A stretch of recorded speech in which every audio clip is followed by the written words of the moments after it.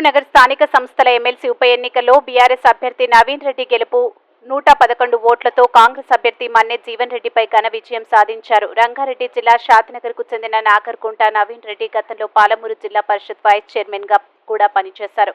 కొత్తూరు జెడ్పీటీసీగా కాంగ్రెస్ తరపున గెలుపొందినప్పుడు ఆయన బీఆర్ఎస్ ప్రభుత్వానికి మద్దతిచ్చి వైస్ చైర్మన్ గా సేవలు అందించారు.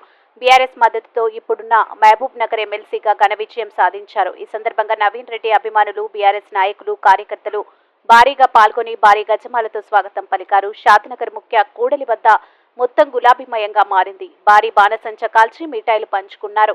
నవీన్ రెడ్డి గెలుపుతో వచ్చే ఏ ఎన్నికైనా బీఆర్ఎస్ విజయం సాధిస్తుందని, మళ్లీ పాలమూరు ప్రజలు బీఆర్ఎస్ పార్టీ కావాలని ఆశిస్తున్నారు అనేలా ఈ విజయం నాంది అని ప్రజలు భావిస్తున్నారు.